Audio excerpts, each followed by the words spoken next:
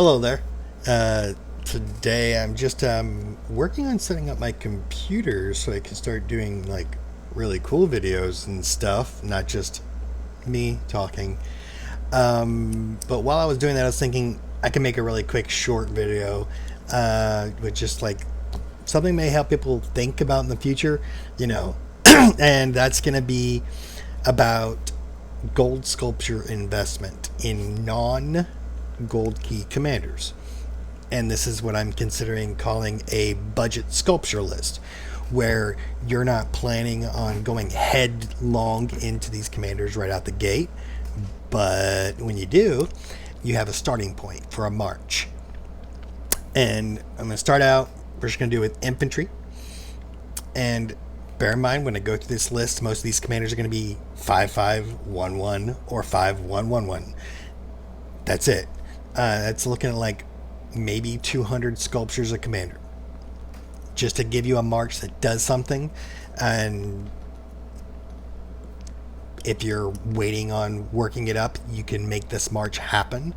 While you're waiting to actually expertise one of these two commanders, you can be like, okay, I got this one 5-5, I got this one 5-5. This march is going to work while I just keep pumping more sculptures into that main commander you want to expertise. Now, these marches, they're going to sound weird, but they work. And because most of them I use myself, except for, I'll get there. Now, in infantry, we've got a tanky march set up, kind of a supporting march here, bear in mind, and that is Richard or Alex at 5511. And what that means is you get their first skill to 5, then you take them to 2 gold stars, then you get their second skill to 5, and then you take them to 4 gold stars. And that's how that works, and that's how you should do most every single commander, basically. Get them to the 5-5 first, in most cases. Or at least 5. Or else you're going to end up with a Charles Martel that I'm not going to talk about. Year later, still bad. Alright, so Richard, Alex, 5511. Now those two are going to be your primary in this march. They are not the march itself. You can put them together, that works too.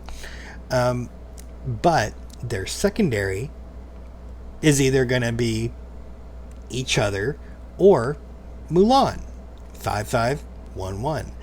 Now, the thing about that is that Mulan has a thing that when she does her thing, she makes it so she increases counterattack. She does a lot of counterattack damage and procs to reduce rage. So people are going to see Richard or Alex. They're not immediately going to go after it. But then the Mulan procs go off. They're going to want to kill that march because Mulan's there buffing all your allies.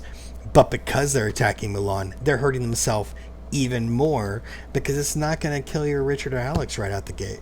It's going to take a couple beatings, a couple T5, at least 20 seconds or so if you're tier 4. But that Richard Alex, it throws so much out there. You're dropping shields on your allies, or you're dropping slows on your opponents and reducing their attack, and then Mulan buff comes in and they're just, your opponents are faster. It kind of rocks. The second, what I would consider budget march, is a Guan Yu, but you can do it 5111. I know it sounds like what, but his first skill is his most important until he gets expertise, obviously. And it's 5111 because the second skill, I'm not a big fan. And then you pair him preferably with like Alex or Leonidas at 5511, getting the most out of their primary skill for their damage or buffs, and their second skill for their stat boosts or other things. For Alex, it's a big damage proc, which is amazing. All right, and you know, that's kind of an offensive budget march, but it works. It's amazing. And after you get, if you plan on expertise in Guan, you can give him to 5111, get your Alex or Leo or honestly almost whoever you want behind Guan.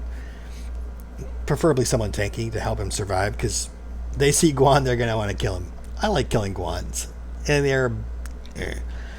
Now, and then you start expertising your Guan.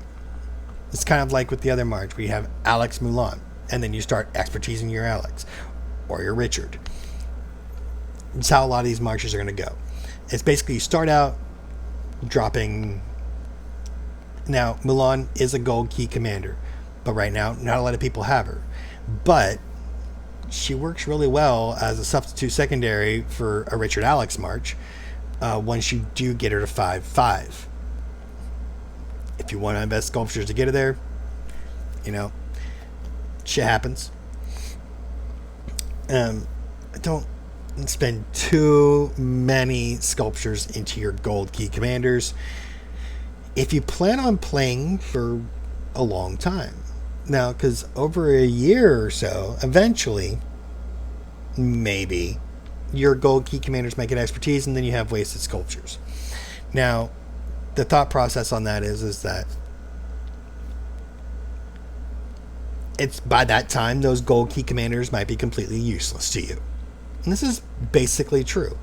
But we don't know that yet, because we're not there. And I've seen a lot of big time streamers who just finally expertised some of their gold key commanders, and they're really liking to use them.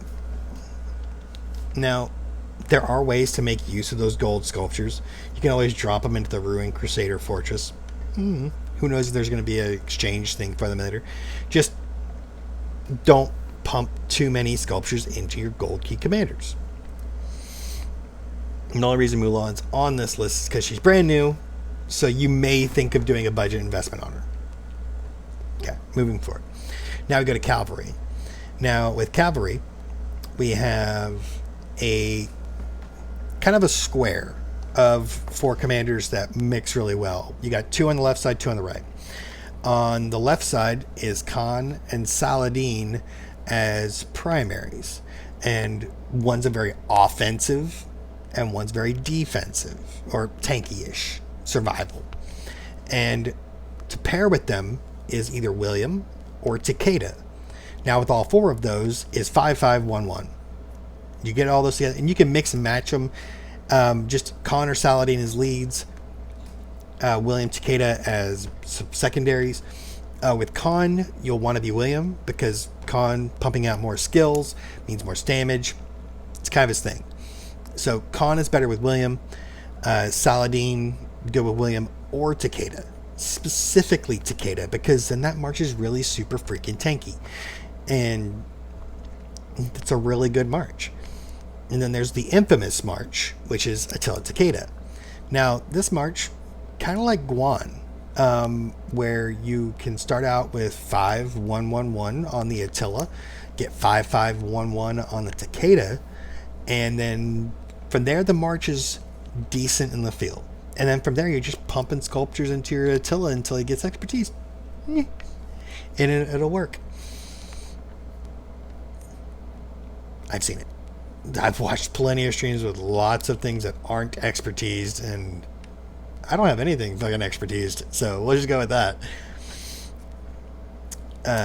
Now, on archers, this is where it gets a little weird. You have the offensive archer march, which is Edward and either Tamaris or Ramses, and 5-5-1-1 for Edward, 5-5-1-1 for Ramses, but Tamaris 5-1-1-1, because her second skill in field fighting is just not that good, and you really shouldn't focus on her second skill, which is city hitting, unless, well, then you probably shouldn't be watching a budget sculpture video if you're focusing on hitting cities and rallies.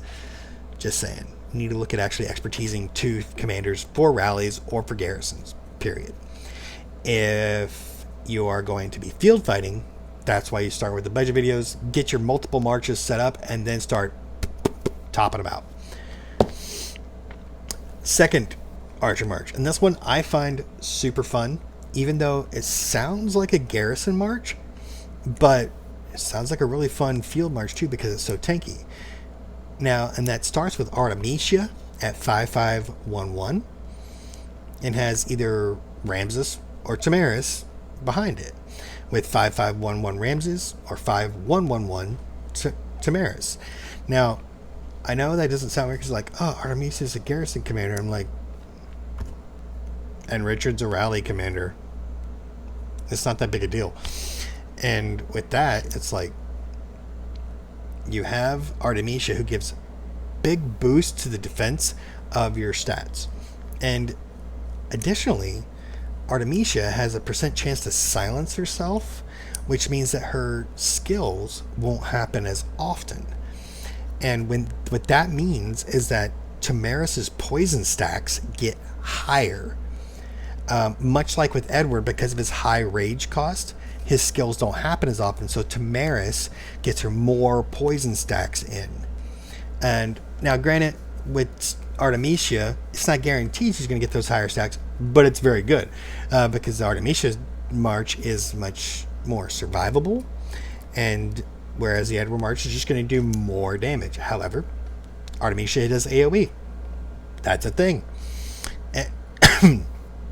And from that, I really feel like Artemisia Tamaris could be a really fun march on the field, you know, for if you're hitting one guy for a very long time and he's just not fucking dying, on Artemisia Tamaris, on a Richard, that's the way you go. Because if Artemisia silencers are, like, if you do your first round of skills, boom, Artie goes off, boom, Tony goes off, and then they start stacking poison. And then you go almost to your second skill set, Artemisia silences you. That's another extra 3 seconds that you get where Tamaris is pumping in those poison stacks. Not to mention when she silences herself, Artemisia pumps up the stats of the march really hard. So that's just something to consider. And those are just some basic marches. I don't suggest doing budget marches for mixed marching.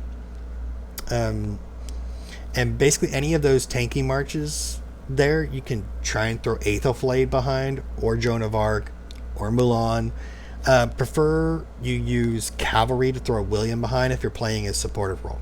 Now, those sport commanders listed off there for supporting your teammates, throwing out debuffs, still getting some damage in most parts, and going from there.